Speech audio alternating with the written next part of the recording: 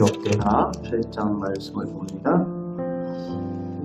솔로몬이 하나님께 성전을 통한 하나님의 언약을 위해 기도하고 하나님께서는 불로 응답하시고 또 직접 또 말씀으로 응답하셨습니다. 성전을 중심에 두고 기도할 때에 하나님께서 은혜를 베푸시겠다고 하나님께서 약속하여 주셨습니다.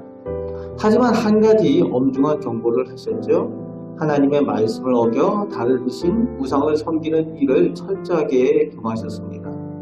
그리고 오늘 본문에 이어지면서 솔로몬은 성전을 건축하는 것과 자기 궁전을 건축하는 일을 마치고 자신의 나라의 영역이 어디까지인지를 확인하게 되는 그 성읍들을 건축하게 되었다는 내용이 오늘 본문의 6절까지 나오고 있습니다. 국고성들을 건축하고 또 그 군사력을 확인하게 되는 병거성이라든지 이런 성들까지도 다 건축을 하는데 그가 다스리는 온 땅에 건축하고자 하는 모든 것을 다 건축하였다라고 기록을 하고 있습니다. 국력이 강대해졌다는 겁니다. 다윗 왕 때보다 더 영토도 넓어지고 또 군사력도 더욱 강대해졌다는 겁니다. 그리고 원하는 대로 건축할 것을 다 건축할 만큼 자재와 인력들 그리고 재력도 풍부했다는 거죠. 성전 건축하고 자기 궁궐을 건축하는 것 외에도 건축하고 싶은 대로 다 건축할 만큼 그만큼 풍성해졌다는 겁니다. 강대해졌다는 겁니다. 그런데 그 전제가 무엇인가 하면은 하나님께서 솔로몬을 이렇게 강대케 하셨다라는 것이 그 저변에 의미를 하고 있는 거죠. 하나님께서 그런 은혜를 베풀어 주셨다는 거예요. 은혜를 베풀어 주셔서 이렇게 강대하게 되고 이런 은혜가 있게 되었다라는 겁니다. 오늘 하나님을 섬기는 우리에게도 이런 하나님께서 베풀어 주신 은혜들로 인해서 그 은혜들을 세워볼 수 있는 그런 풍성함이 우리 가정들마다 또 우리 개인들에게 있으시기를 바랍니다.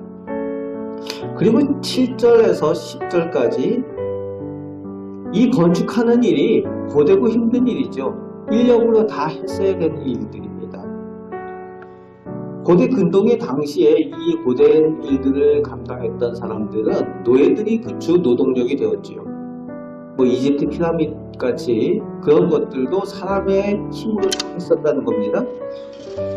역시 솔로몬이 이 건축하는 이 일들을 위해서 동원된 노동력은 가나안 7족속 중에 멸하지 않았던 그 족속들이 그들이 영분이 되어서 그 일들을 하게 됩니다.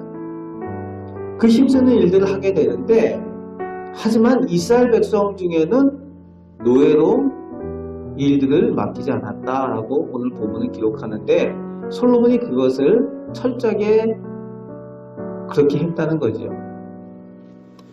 자기 혈육이 되고 자기 형제가 되는 이스라엘 백성들 중에 아무도 노예로 삼지 않았다는 거예요.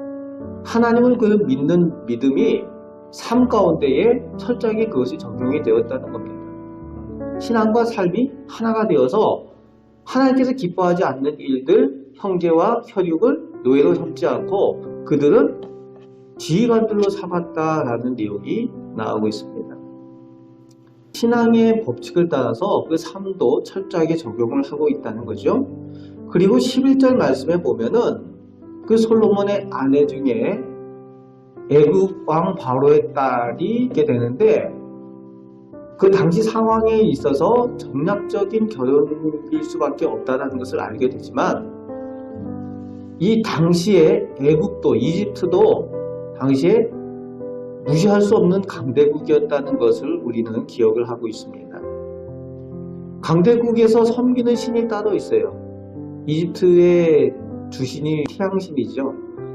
태양신 라를 섬기는, 그래서 바로에서 로의 아들이다 해서 바로라고 이름을 붙이는데 그 딸을 정략 결혼을 통해서 그 아내로 삼았는데 그 섬기는 신이 바뀔 리는 없다는 거죠.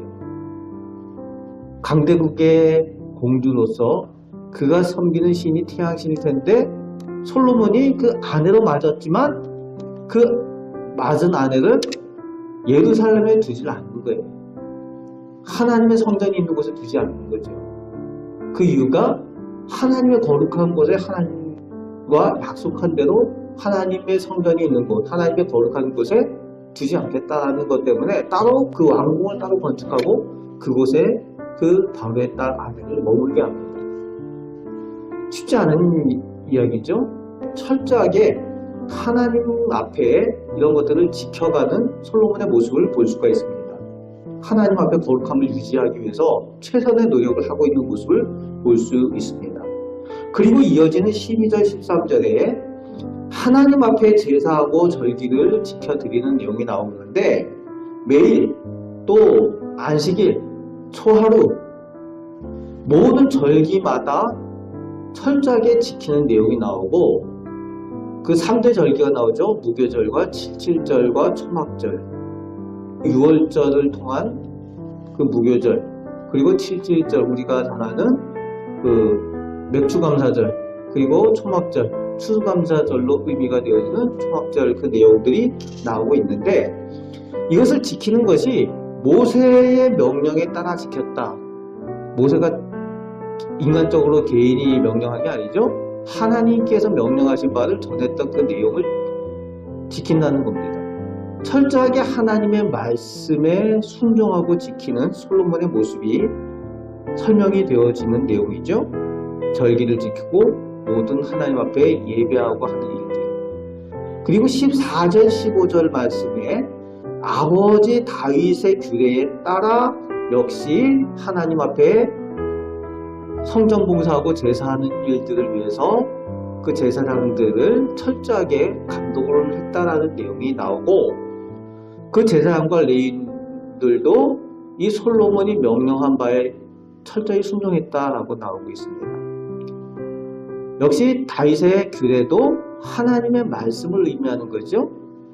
하나님의 말씀에 따라서 또 철저하게 순종했다라는 내용이 나오고 그 말씀에 따라 순종하는 솔로몬에게 또 철저하게 복종하는 제사장들과 레위인들, 그 백성들의 모습이 나오고 있는 겁니다.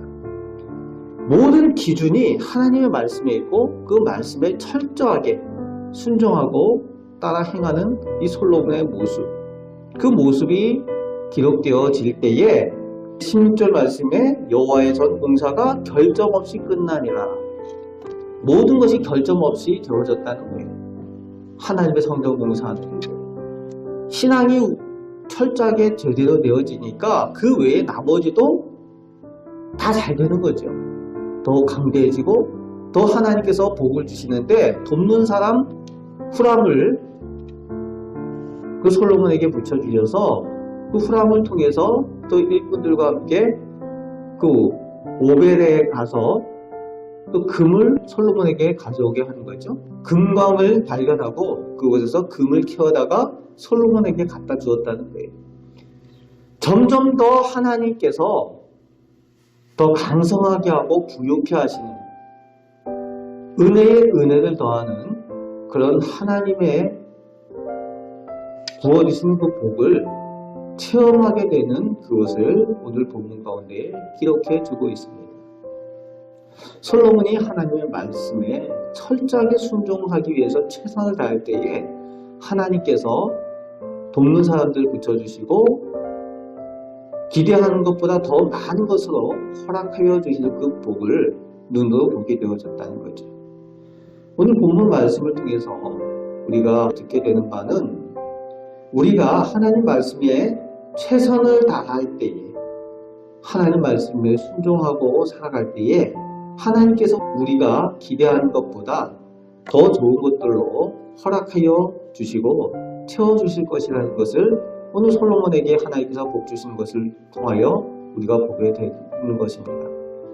이 솔로몬이 받았던 그런 복처럼 우리도 하나님 말씀이 진정한 복의 비결인 줄 믿으시고 삶 가운데 하나님 말씀에 따라 사셔서 이 복을 받아 누리시는 하나님께서 더 큰 복들로 채워주시는 이 모든 것들로 더하여 주시는 그 은혜를 누리시는 우리 성도들 되시기를 주님의 말씀으로 축복합니다. 아멘. 하나님 감사합니다. 오늘 저희를 사랑하여 주시고 또 저희에게 귀한 생명의 말씀을 저희들 삶 가운데 허락하여 주심을 감사드립니다.